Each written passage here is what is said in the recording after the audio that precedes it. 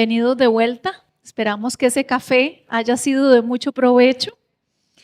Bueno, vamos a continuar en este Congreso de Inteligencia Artificial que es patrocinado por Fidelitas, Seguros La FICE, Techknowledge y la Universidad Latina de Costa Rica. Vamos a continuar con un conversatorio. Este es titulado La protección de los ciudadanos frente a la inteligencia artificial, la visión de un gobierno ágil basado en operatividad y a los desafíos para el Estado y el sistema judicial. Quiero presentarles a los panelistas que nos van a estar acompañando en este primer conversatorio. Darle la bienvenida a la señora Paula Bogantes, ministra de Ciencia, Innovación, Tecnología y Telecomunicaciones. Muchísimas gracias por acompañarnos. También quisiera darle la bienvenida a la señora Hazel Díaz. Ella es directora del Instituto de Educación de la Defensoría de los Habitantes. Y también darle la bienvenida en modo remoto. Nos acompañan desde Canadá la señora Shannon Salter, jefa del Servicio Público y secretaria del Gabinete de Columbia Británica. Y también nos acompaña desde Turquía Dimitris Dimitriadis, quien es Chief Innovation Officer de The Future Cats en Grecia. Y para moderar este conversatorio nos acompaña Esteban Vallejo, Global Ambassador de Singularity, a quien le cedo la palabra para iniciar con este conversatorio. Gracias. Adelante, Esteban. Un gusto. Es un placer estar acá y tener este primer panel con la ministra Paula Bogantes. Es un tema súper importante, el tema del gobierno, como vimos en la presentación anterior, y las regulaciones que el gobierno puede implementar o las medidas que puede tomar para aprovechar la inteligencia artificial. Entonces, creo que es de mucho provecho tenerla hoy en el primer conversatorio. Adelante, Paula. Bueno, buenos días a todos. Muchísimas gracias por acompañarnos el día de hoy. Y sobre todo quisiera agradecer a los organizadores por la creación de este espacio, en donde estoy segura que vamos a compartir más temas de inteligencia artificial. En muchos foros en los que he participado dicen toda conversación comienza con inteligencia artificial y toda conversación termina con inteligencia artificial. Así que es sin lugar a dudas un tema no sé si caliente el adjetivo correcto, pero sí que es el tema que se discute ahora y que de forma correcta debemos de discutirlo. Bueno, ante todo agradecer a los colegas que nos acompañan de forma virtual y a los panelistas que comparten conmigo hoy el escenario, pues un placer. Al colega que está en Grecia, creo que se dijo, qué dichoso, que disfrute del buen clima desde allá. La inteligencia artificial hoy en día es un tema que está marcando y transformando la administración pública, los sectores, las industrias y la forma en cómo nosotros los humanos interactuamos entre nosotros y cómo nos proyectamos a futuro. Como dije antes, es muy importante que este tipo de espacios se crean en donde podamos discutir cuáles son esos beneficios, sobre todo que trae la inteligencia artificial y también los retos, los desafíos que nosotros debemos de enfrentar. La semana pasada, el jueves, el MISIT hizo el lanzamiento oficial de la Estrategia Nacional de Inteligencia Artificial, ENIA, como le decimos, y tal vez uno de los puntos más importantes que tiene la ENIA es que es un llamado, más que una invitación a las instituciones públicas a empezar a pensar en soluciones de inteligencia artificial para que desde el gobierno nos convertamos en un gobierno más eficiente, más ágil, con mayor transparencia. Esto es algo que desde el MISIT estamos liderando con diferentes ministerios o instituciones públicas, y les puedo hablar de varios ejemplos. Voy a mencionar uno. En el sector salud, que ciertamente es una de las industrias que viene a beneficiarse más de la inteligencia artificial y por tanto nosotros. Pero en el sector salud estamos en proceso de implementar dos softwares. Uno nos va a ayudar a través de imágenes de rayos X a identificar 24 diferentes patologías en cáncer, que incluye entre otras cáncer del pulmón. Entonces nos ayuda a predecir, adelantarnos a que que puedan estar sufriendo de alguna de estas 24 patologías que desde la caja podamos identificarlos. También otro que nos va a ayudar en la detección del cáncer de mama. Pero también tenemos que pensar, y lo estamos valorando con la caja, cómo podemos instalar soluciones de inteligencia artificial que ayuden a que el cuerpo médico sea más eficiente, sobre todo en labores administrativas. Hay reportes que indican que los doctores gastan 30% de su tiempo llenando fórmulas. Entonces, qué fantástico sería que los doctores se dedicaran a lo suyo, en lo que nosotros queremos que se enfoquen, que es atención de pacientes. Nos pueden ayudar soluciones tecnológicas a mejorar el tema de listas de espera. Recientemente nosotros, me imagino que ustedes se enteraron, el presidente viajó a Silicon Valley, lo acompañamos el ministro de Comercio Exterior, don Manuel Tovar y mi persona, y nos reunimos con empresas líderes de la inteligencia artificial. Nos sentamos con AWS, con Amazon, con Meta, con quienes discutimos el poder pensar en instalar Llama en Costa Rica para diferentes soluciones. Hablamos con OpenAI, ChatGPT, que estoy segura que todos lo conocen y lo utilizamos. ¿Cómo podemos pensar en ChatGPT, instalarlo en alguna de las instituciones del Estado? Y hablamos con NVIDIA sobre temas muy interesantes, empresas líderes en este tema. Entonces, para no extenderme más, nada más transmitirles el mensaje de que nosotros entendemos el papel tan importante que juega la inteligencia artificial, y si nosotros queremos llevar a Costa Rica a ese otro nivel en donde desde el gabinete, y voy a hablar a título personal, yo estoy absolutamente convencida de que Costa Rica ha hecho un muy buen trabajo, pero podemos hacer uno mejor. No lo vamos a lograr si no logramos entender y maximizar los beneficios que trae la inteligencia artificial para economías, para gobiernos, sin dejar de lado analizar los riesgos que esta tecnología también le presenta a la humanidad. Así que, de nuevo, muchísimas gracias por invitarme a tratar un tema tan interesante y pues gracias por la atención. Muchas gracias, Paula. A continuación vamos con Shannon Salter y la discusión sobre estrategias para asegurar la equidad de acceso a la inteligencia artificial en diferentes sectores de la sociedad.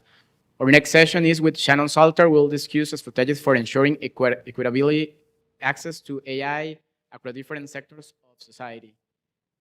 Shannon, go. Thank you very much. What a pleasure to be joining you today. I'm joining you from the territory of the Lekwungen peoples, the Songhees and Esquimalt First Nations. Indigenous people here in Victoria is where my office is, and today I happen to be my home office, which is on the territory of the Musqueam, Squamish, and Tsleil-Waututh Coast Salish people. We're really, this is such an interesting session for me because in the government of British Columbia, we're really grappling with what our next steps are in terms of leveraging the real opportunities that AI brings to delivering public services and programs. AI is just such a transformative opportunity for government, but of course, as our last speaker noted, it also has limitations, risks, and potential for unintended consequences. So we want to be able to take advantage of the potential while addressing the negative impacts or any negative impacts that could arise. It's worth noting that AI is already being used in the British Columbia government to provide better services for the public and create efficiency. For example, we're already using AI to accelerate funding to providers of childcare, to manage increases in the request for social benefits, to keep firefighters out of harm's way by using satellite data to determine the parameters or contours of a fire, and to identify wetlands to make the development permitting process easier. We're in the process of developing a responsible use of AI policy framework to enable thoughtful and responsible use of AI. But as a starting point, as head of the public service, I wanted to make sure that public servants who can be a little bit risk adverse were approaching AI with an open mind and being thoughtful and risk-based in its use. So we started with some principles to ensure that AI is used in a safe, trustworthy, and fair manner, but also one that is open-minded and creative about how we could leverage its benefits. The key principles that are part of our framework include transparency, accountability, in the sense that it's open and subject to human review and intervention, public benefit, making sure that it's the most appropriate solution for the service delivery or policy problem, making sure it's fair, that is, that it's used in a way to mitigate as much potential bias as possible, reliable, but continuously monitoring to ensure the system is functioning as intended, and safe. So making sure that it's used safely, securely, and in line with our existing requirements around things like privacy and access to information. And I'll just start by talking a little bit about some of the potential benefits that we see of using AI to a greater extent in government.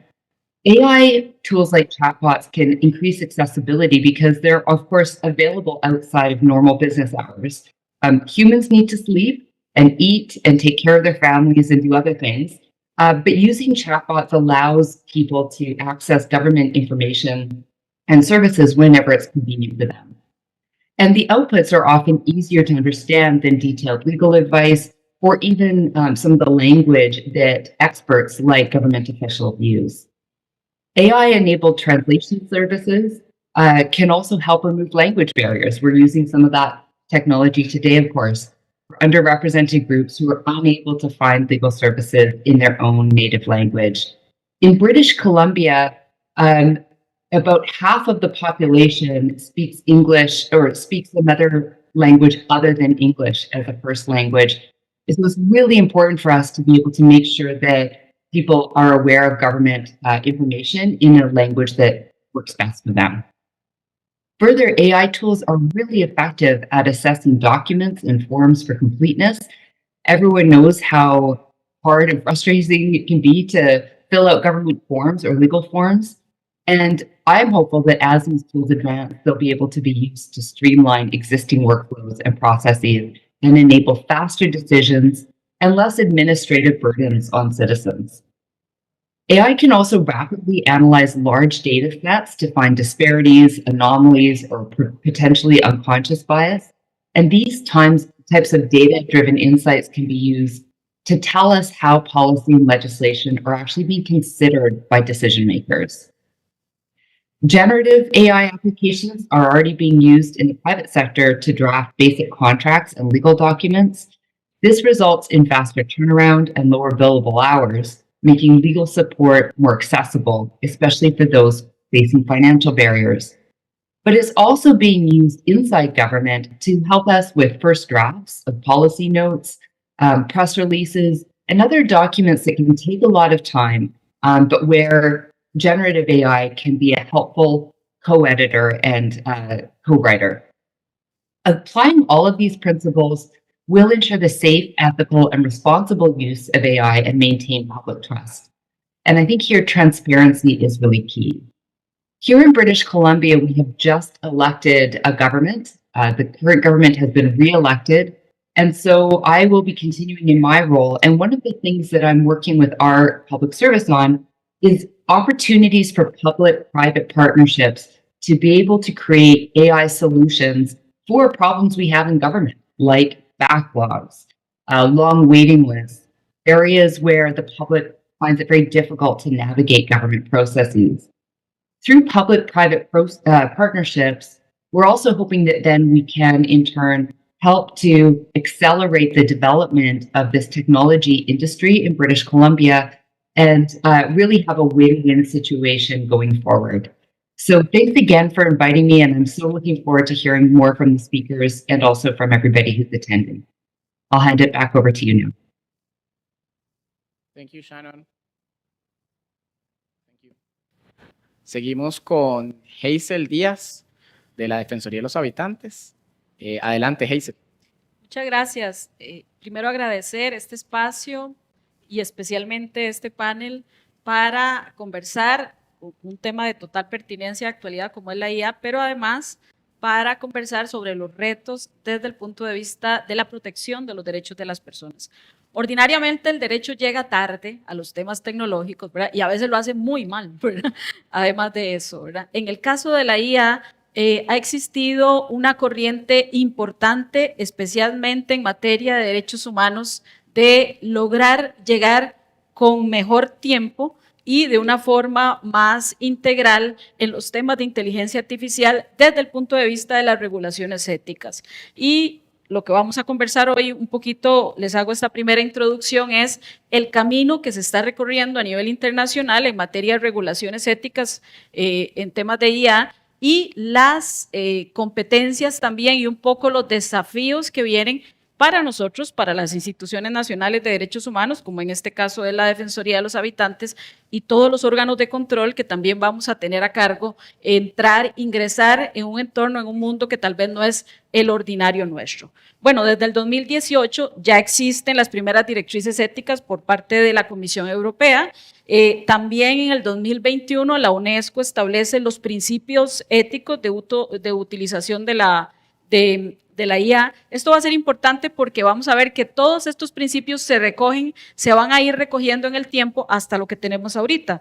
Ya en el 2023 se establece a nivel de los países latinoamericanos la primera declaración, la Declaración de Santiago de Chile, sobre cuál va a ser la competencia y cuál va a ser de una u otra forma las directrices en materias éticas que deberían privar en las regulaciones de los países.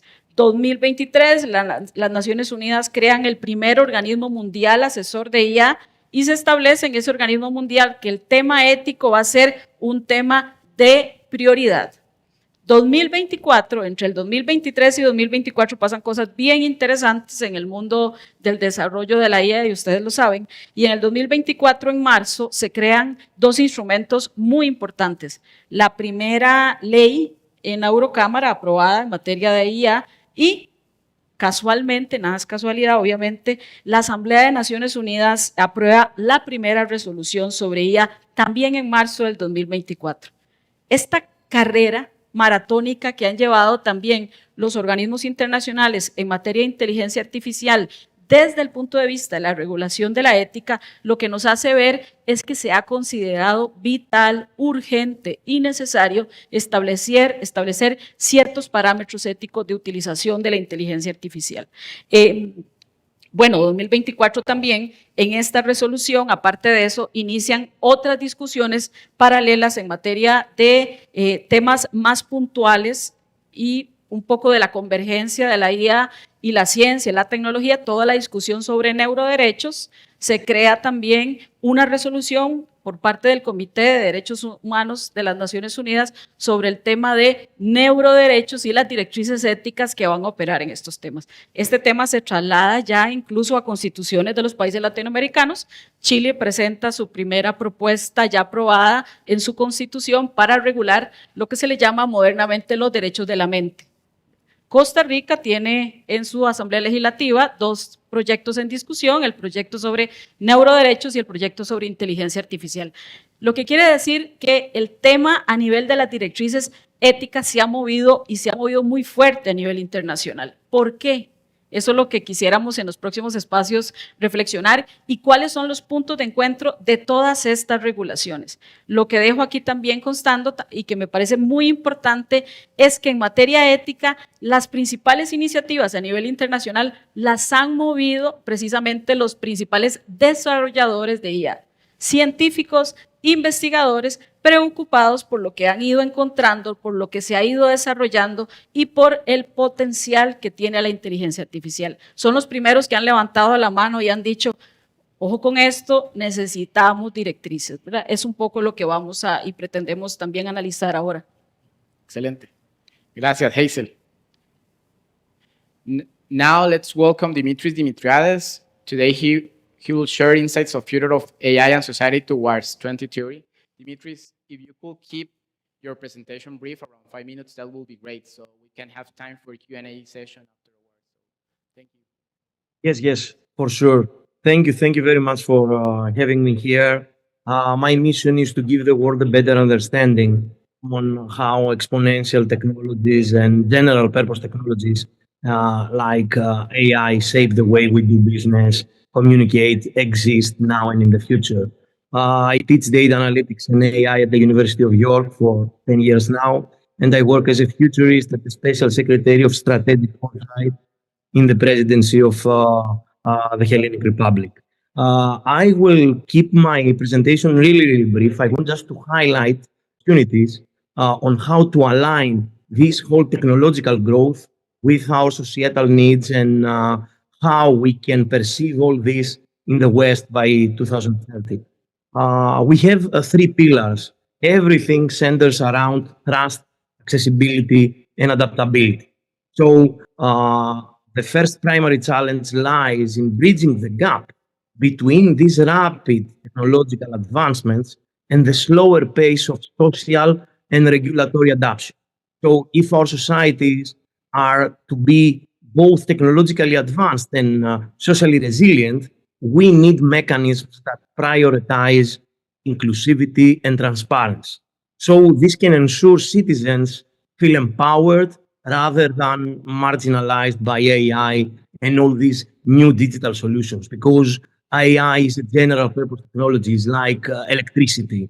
So we need to see the opportunity to leverage these technologies to address all the social inequalities, to think of AI in public health or education, to create all these societal gains that go beyond just the economic returns that we see as corporations, government, states, whatever. Moreover, AI and all these technologies present this unparalleled opportunity to understand and address social inequities. For example, in economic inclusion or in education, we can actually build these small AI tools that every kid can have access. So has a personalized tutor. We can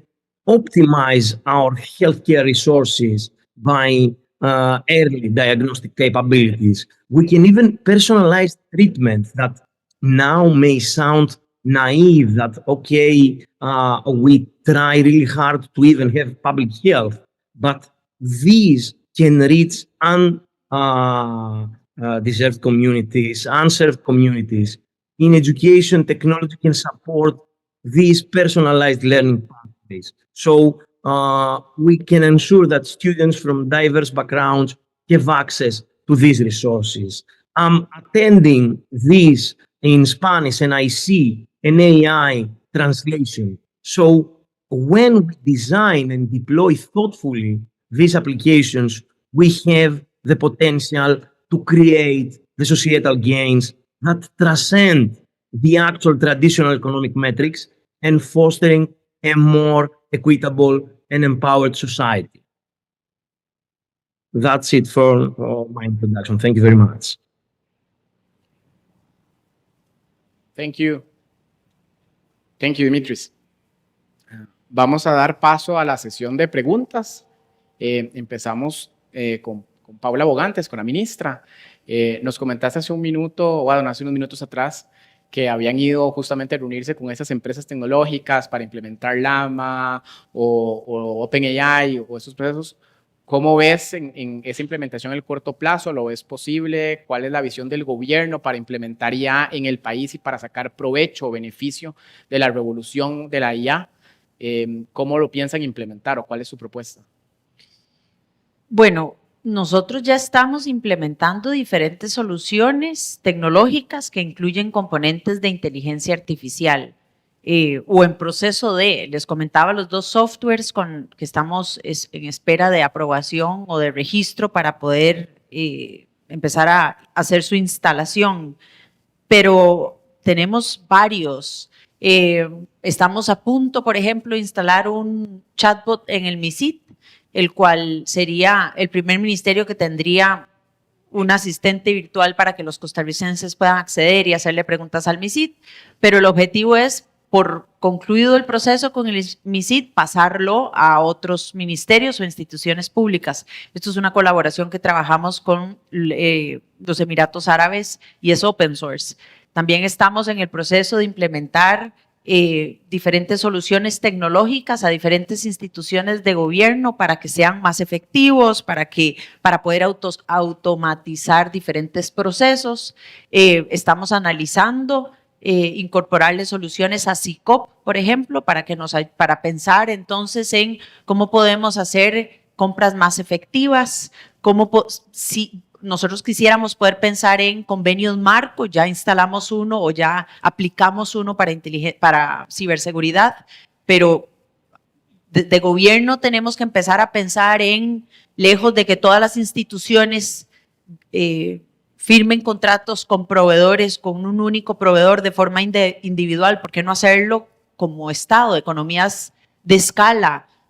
Ahí podemos pensar también en ahorro. Otra solución, yo puedo hablarles de muchas soluciones de inteligencia artificial, de verdad, que estamos analizando desde el gobierno. Les voy a dar una también. Inglés es para nosotros, como costarricenses, un reto importante, entre otras razones, porque el software actualmente habla inglés. Entonces, nosotros debemos de, entre otras razones, subir los porcentajes de bilingüismo en Costa Rica. Este año hicimos el anuncio de un proyecto que se llama Colibrí, muy bonito, que tiene que ver con la atención o la enseñanza del idioma inglés en centros unidocentes. En el país hay más de 1,000 centros unidocentes. Nosotros estamos comenzando con 38 este año, para el próximo año 100. Una de las razones del por qué no avanzamos más rápido no tiene que ver con equipamiento, tiene que ver con disponibilidad de docentes. Entonces yo les pregunto, ¿por qué no incorporar un sistema de inteligencia artificial que incluya avatars? Que pueda entonces el avatar ser el apoyo al profesor y con ello el profesor poder atender a más de una clase al mismo tiempo.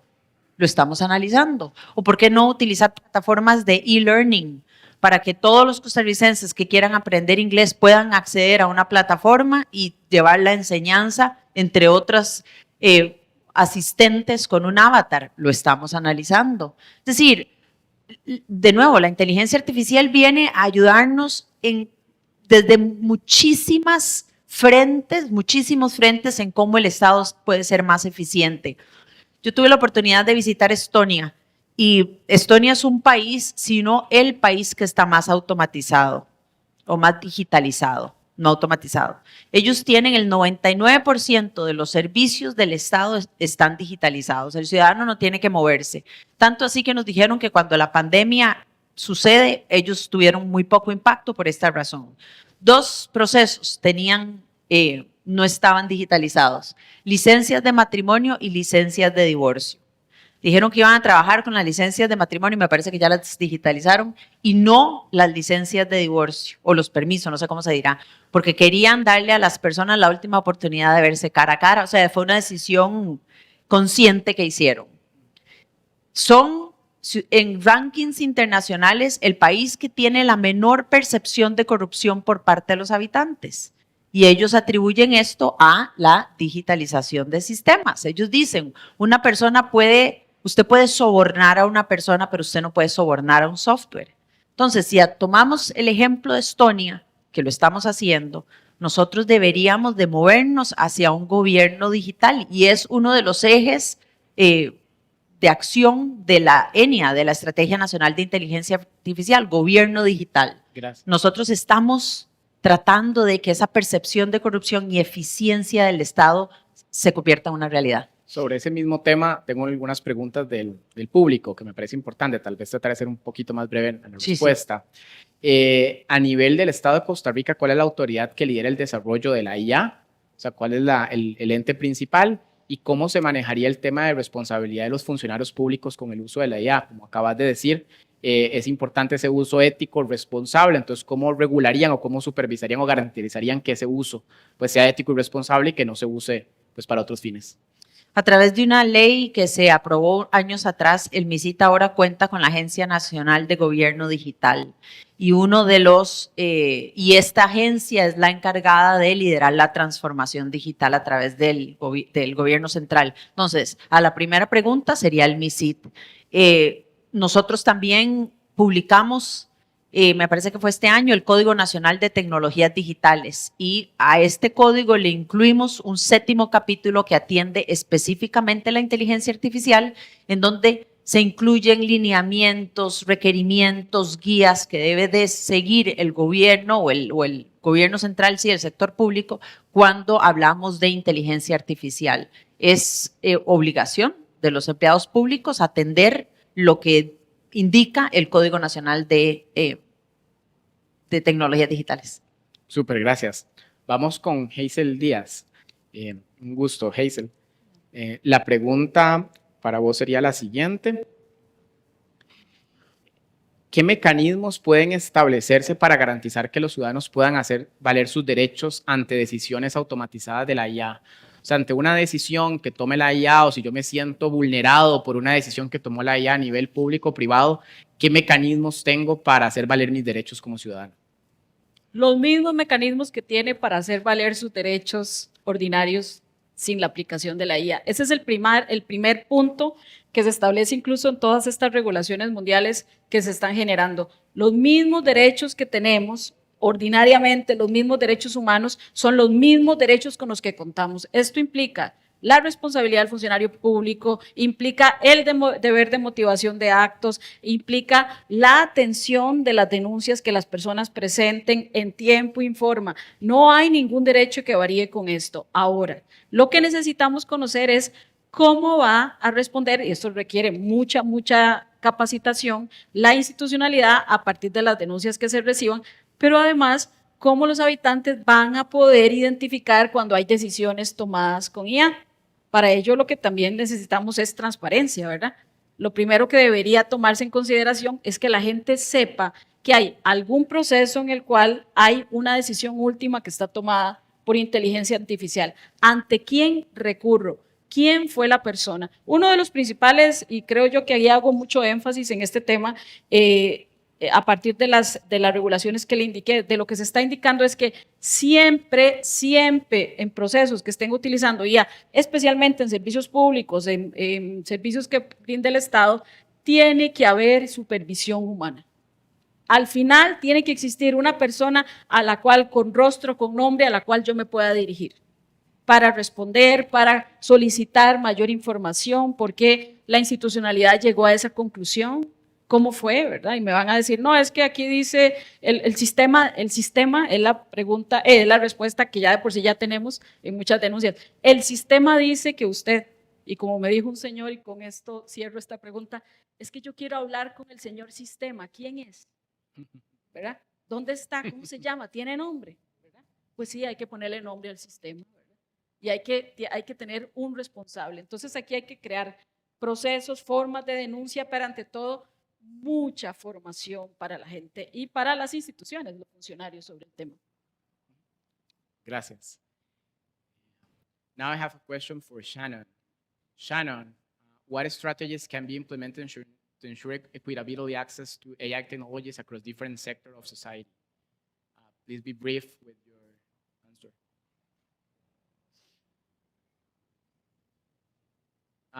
You have the... There we go. I was on mute. Sorry. I didn't hear the entire question, but would you mind repeating it? Sorry, the audio's not very good in my end.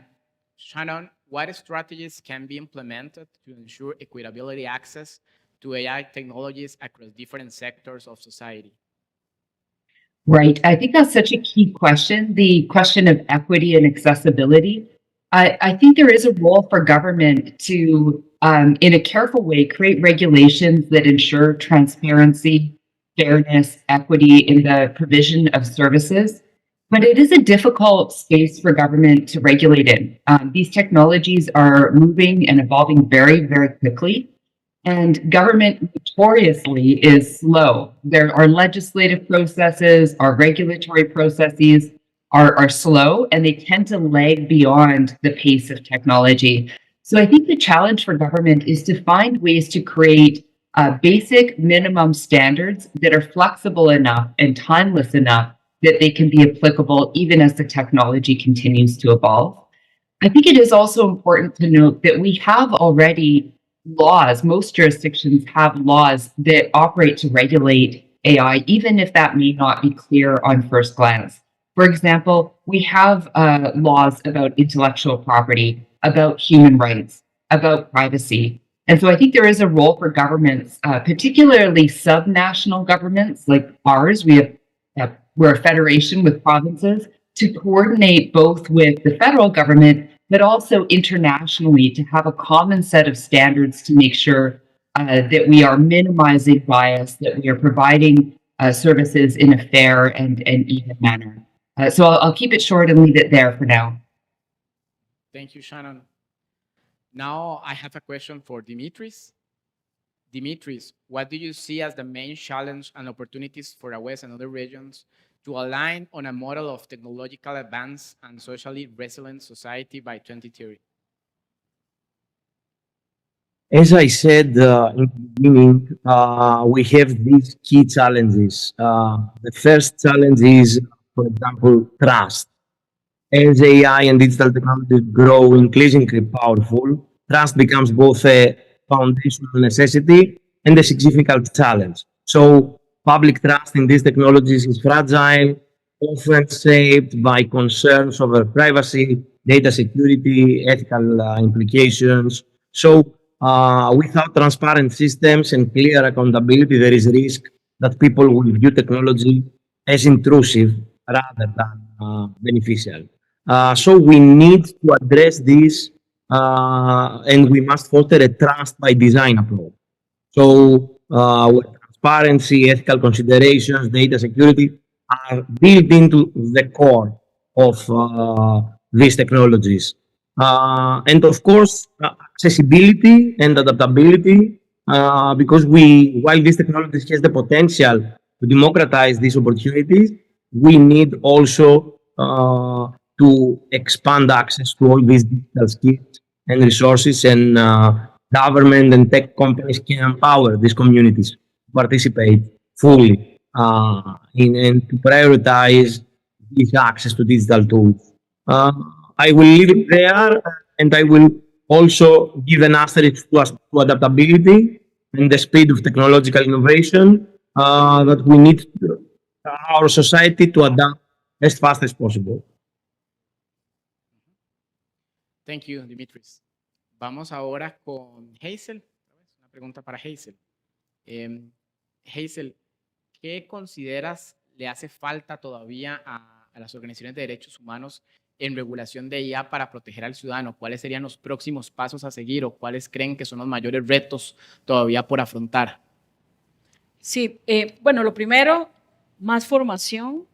Necesitamos mucha formación. En la Defensoría ya iniciamos un proceso, tenemos un espacio de formación digital donde estamos incluyendo componentes en la formación de IA, precisamente porque necesitamos saber de qué estamos hablando para defender derechos, ¿verdad?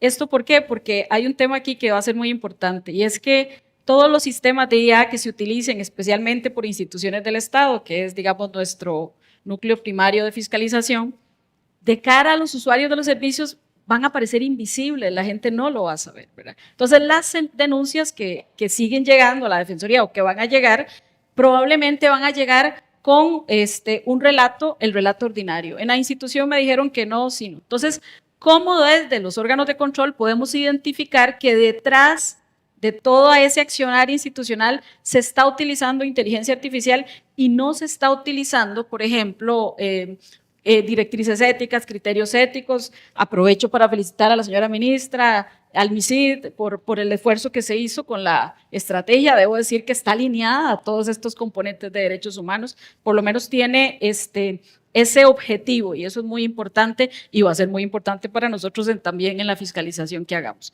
Entonces, lo primero es formarnos. Lo segundo es el requerimiento de información. Por ejemplo, algunas denuncias que ya han llegado tienen que ver con sesgos algorítmicos discriminatorios.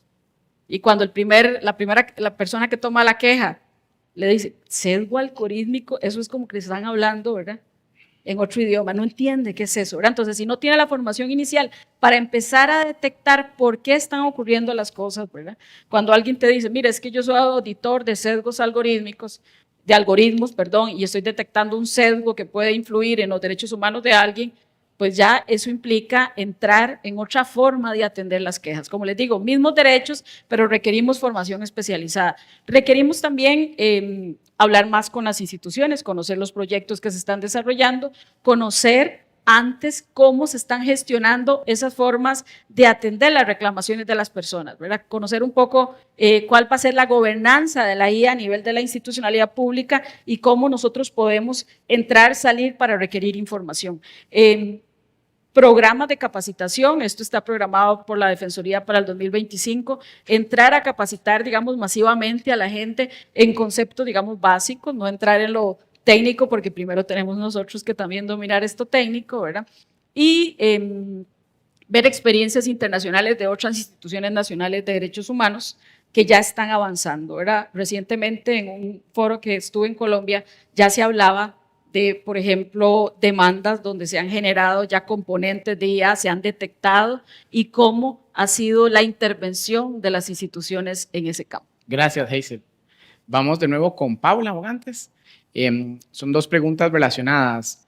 Nos preguntan que cómo podría la IA ayudar a solucionar la burocracia y la corrupción en la administración pública y también con cuáles indicadores o KPIs se podría medir la correcta implementación de la IA a nivel del país. O sea, ¿qué proponen ustedes para medir que la IA va por buen camino y esos beneficios se están distribuyendo en la población y no están más bien generando un perjuicio? Qué buena pregunta. Lo de los KPIs, bueno, nosotros hemos definido, voy a decirlo diferente, la CEPAL nos hizo un análisis en donde dijo que si nosotros lográramos digitalizar, vamos allá de inteligencia artificial, digitalizar un ministerio, un sector, una industria, el país podría percibir un ahorro que ronda entre el 2.8 y 3.2% del PIB. Si nosotros logramos digitalizar al gobierno, estaríamos hablando de un ahorro de un 8% del PIB. Entonces yo diría, uno de los primeros KPIs es el ahorro que va a poder percibir el Estado a la hora de digitalizar sus servicios. ¿Cómo hacemos, o ya lo decíamos, cuáles son uno de los beneficios? Transparencia. ¿Por qué? Porque los procesos son, de nuevo, al final no es, la decisión es del humano, estoy de acuerdo con doña Hazel, así debe de mantenerse, pero el proceso que lleva a esa persona a tomar la decisión se hace con el apoyo del sistema tecnológico, inteligencia artificial, el que sea, con data real. Y aquí también voy a, entonces, complementar un poco lo que doña Hazel decía. Esto es muy importante y nosotros tenemos que ser muy cuidadosos a la hora de implementar sistemas. ¿Por qué? Porque uno de los retos mayores que tiene la América Latina, entre otras regiones del mundo, es la información que vamos a utilizar para alimentar al sistema de inteligencia artificial. Nosotros tenemos la ventaja que muchas industrias, instituciones del Estado han venido recopilando información desde hace muchos años que es riquísima. Pensemos en el EDUS. Entonces, hablábamos de las listas de espera. Qué magnífico sería que nosotros lográramos incorporarle al EDUS un sistema de inteligencia artificial que nos ayude a hacer modelos predictivos con relación a las listas de espera. ¿Cuáles son los pacientes que más tiempo están tomando para atención? ¿Cuáles son los temas de salud que más están atendiendo en el sistema de salud? ¿Cuáles son los médicos que están más atendiendo temas de listas de espera, etcétera, etcétera? Este tipo de análisis ahorita no lo estamos haciendo y la información ahí está en esas bases de datos. Entonces, uno de los temas que debemos de tomar mucho en cuenta a la hora de querer mantener esa transparencia y esa equidad y eliminar ese sesgo algorítmico es la calidad de la base de datos. En Inglaterra dicen rubbish in, rubbish out, basura adentro, basura afuera. Debemos de ser muy cuidadosos a la hora de pensar en esa materia prima que se le alimenta al sistema de inteligencia artificial. Gracias, Paula. Ahora una pregunta para Shannon. Shannon, how can regulation protect personal data without hindering AI innovation? Thank you. That's a question that we are also grappling with in BC. The way that we handle data traditionally has been very segregated across ministries. So, for example, the Ministry of Education won't share data with the Ministry of Health or with the Ministry of Families. And that has made it difficult for us to better understand the population, what they need, and figure out how to target services and programs to people who need it most. For example, children with complex health needs who may have educational challenges, where you need to pull data in from different sources. This is a challenge that's bigger than AI, but the need to move forward with artificial intelligence has made it very acute that we handle these data siloing issues. Some of this is cultural because we have this culture of government working independently in different ministries.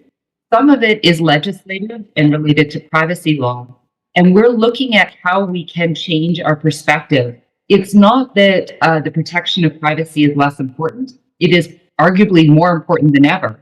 However, we need to think about the way that we share data, the way that we explain to people how their data will be used, and do that in a way that they can understand.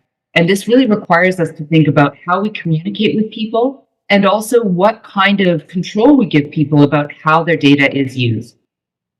Anybody working in this area knows that you can do a lot of things if people consent, if they agree. So being able to allow populations to opt in, to be able to agree to have their data used, if they fully understand how it will be used, might be a way forward.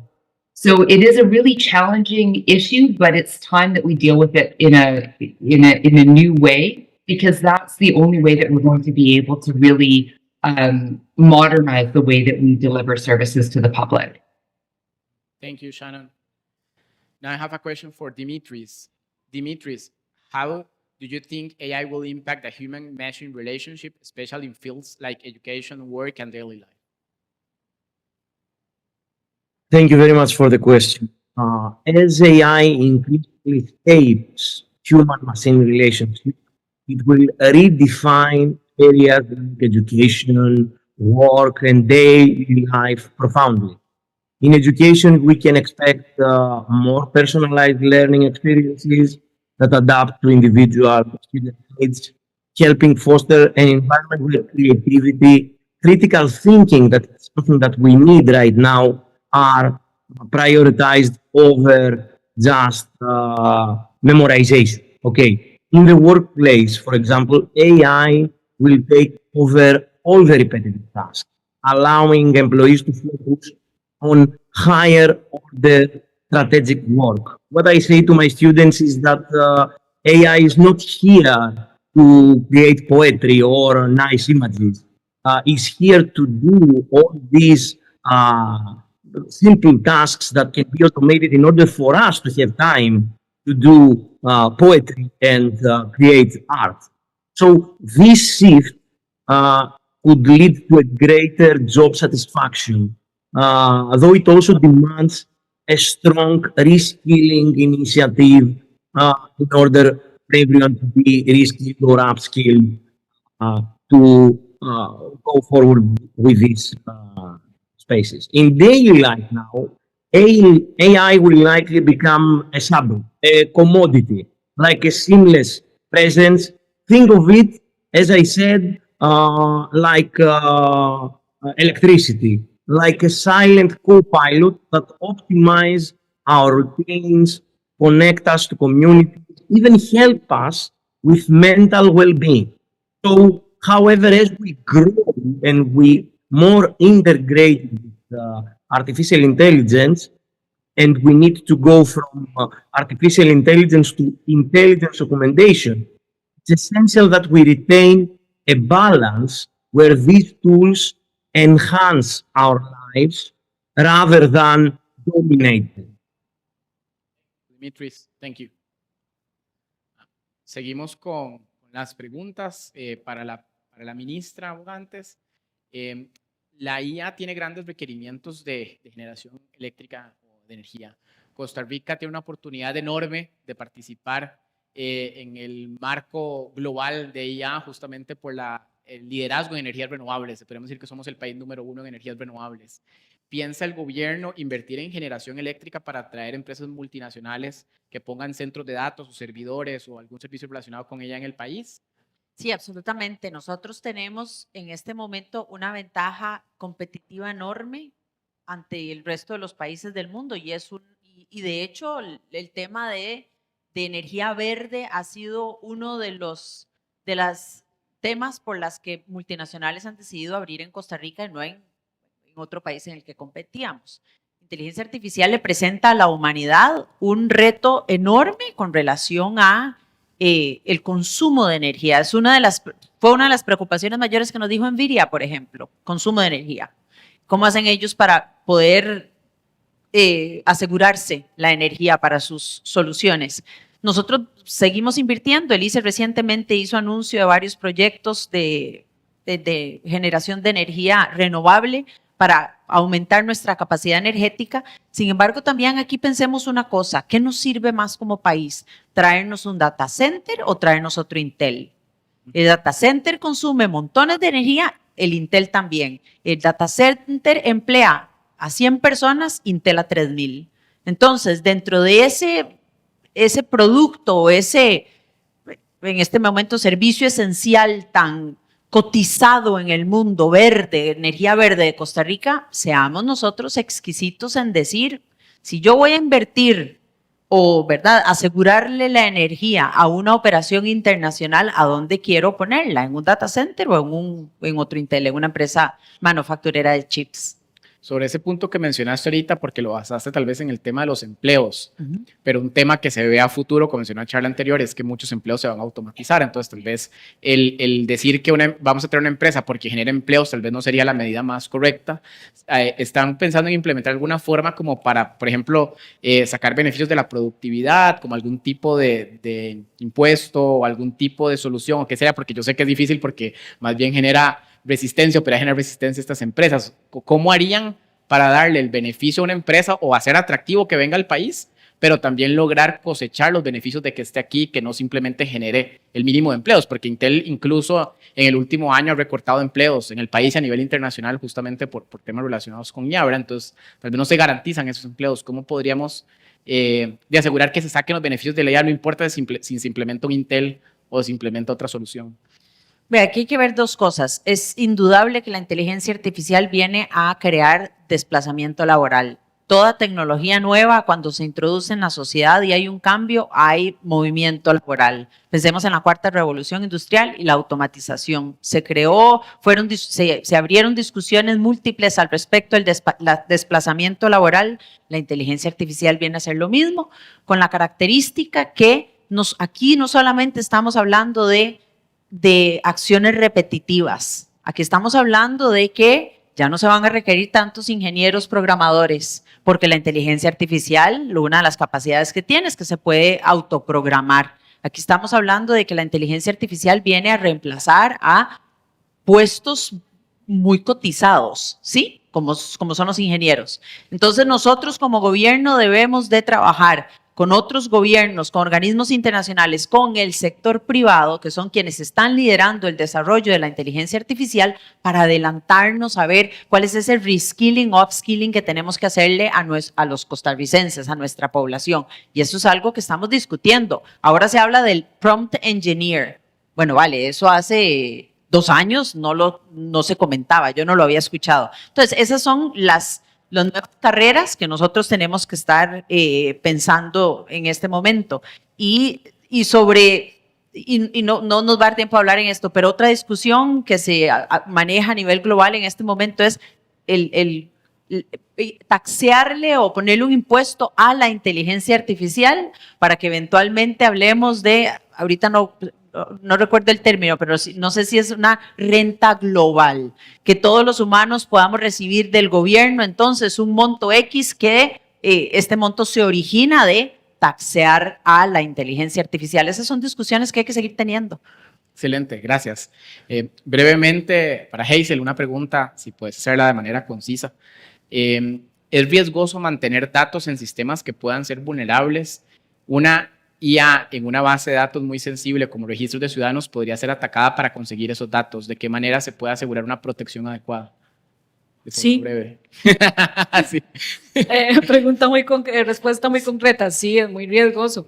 Antes de este panel, el expositor anterior hablaba de que un componente vital en este tema es la ciberseguridad, ¿verdad?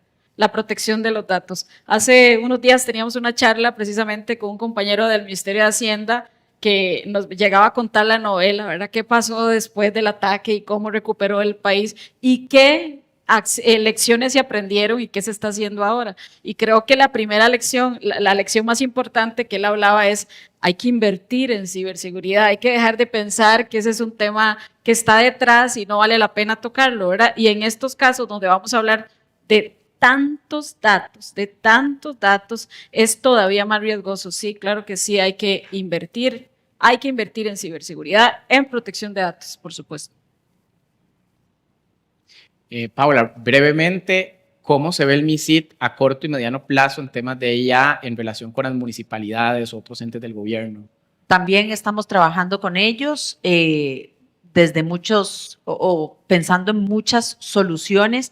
Municipalidades es un reto no menor. Voy a usar el ejemplo de ciberseguridad. Nosotros hemos hecho análisis a municipalidades y el estado en el que muchas de ellas están es peligroso. La información está a la libre. Entonces, inteligencia artificial, sin duda, estamos pensando en cómo podemos apoyarles para que sean más eficientes, pero antes debemos de atender el tema de ciberseguridad, si no, los datos van a estar a la libre. Ellos tienen, aquí lo interesante es que muchas de ellas han sido proactivas y han venido a nosotros, el IFAM también, para ver de qué forma podemos apoyarles en buscar soluciones que brinden un beneficio muy inmediato a la ciudadanía. Gracias, Paula. Dimitris, in a few minutes, in 2 minutes, how do you envision companies balancing AI adoption with commitments to sustainability and social responsibility? So companies can balance adopting AI and emerging technologies with sustainability and social responsibility by embedding ethical considerations into their tech strategy from the start, rather than adopting technologies purely for profitability. So organizations should view this responsible AI as a foundational part of the innovation pipeline. So it requires setting measurable goals for sustainability and impact, such as reducing carbon emissions or improving workplace diversity with AI-enabled hiring tools, and consistently revisiting these goals. Integrating AI also allows for better resources optimization, such as reducing waste in production or using predictive analytics to minimize energy use, for example. So supporting both sustainable and social responsible development. Thank you, Dimitris. Thank you. Una pregunta ya final de cierre para la ministra. ¿Qué está haciendo Costa Rica para ofrecer esos beneficios a las empresas, para traer empresas como Intel, como mencionó usted ahorita, sabiendo, como usted ya mencionó, que hay una deficiencia en inglés y en general en educación? Si vemos el tema del estado de educación en el país, hay una deficiencia enorme en educación, y para usar la IA y sacarle el provecho, pues hay que tener cierto nivel de conocimiento. Incluso se habla de saber, por ejemplo, preguntar bien, que es algo muy básico, redactar bien una pregunta para ChatGPT o estas herramientas, ¿verdad? Hay que tener cierto bagaje cultural, cierto conocimiento, cierta educación para poder aprovechar la herramienta. Sabiendo que el gobierno tiene fuertes deficiencias en educación, porque lo hemos visto en el estado de educación y demás, que hay un rezago en educación pública principalmente y en el tema de inglés, ¿cómo piensan ustedes solventar eso para atraer a las empresas? Vea, talento es uno de los, si no el componente que más buscan las empresas. Yo les puedo mencionar de 2 ejemplos. TSMC, ustedes saben que la concentración de semiconductores está en Taiwán. El 85% de la manufactura de semiconductores está en Taiwán. Y especialmente 2 empresas, TSMC y Foxconn. TSMC recientemente, hace unos años, confirmó una inversión enorme en Arizona y en este momento tienen problemas consiguiendo el personal que requieren. Y Foxconn recientemente, ellos son los manufactureros de los chips de NVIDIA, confirmaron una inversión en México. Entonces, ¿eso qué nos dice a nosotros? Bueno, con eso estamos compitiendo. Costa Rica, nosotros nos estamos adelantando, creamos lo que se llama un centro de excelencia que está en este momento. El anfitrión, si se quiere, o su casa es el INA en Heredia, el INA en Alajuela, y se enfoca en 5 temas: inteligencia artificial, la nube, ciberseguridad, semiconductores y 5G y 6G. Recientemente el INA, me parece que el lunes de esta semana, o si no de la pasada, hizo el anuncio sobre el primer curso que sacó, que está disponible para todos los costarricenses. Son 400 horas que atienden manufactura o el tema de semiconductores. Esto se hizo en colaboración con Intel y atiende temas del hardware y del software, lo cual es muy interesante. Pero seguimos. En este centro de excelencia contamos con 9 empresas multinacionales que ¿qué están haciendo? Nos están apoyando en decir, ya todas, si no casi todas las empresas multinacionales, ya que hablamos de Microsoft, AWS, Cisco, Ericsson, Intel, son 9. Y tenemos un número importante tocándonos la puerta esperando que los invitemos a que se unan. Ellos ya cuentan con la currícula dentro de sus plataformas. Ellos ya tienen identificado cuál es el talento, las habilidades que andan buscando. Entonces, ¿qué hacemos nosotros en este momento? Venga, Intel, díganos de la currícula que tiene el INA en este momento que atienda temas de semiconductores, ¿qué podemos hacer? ¿Qué ajustes hay que hacerle?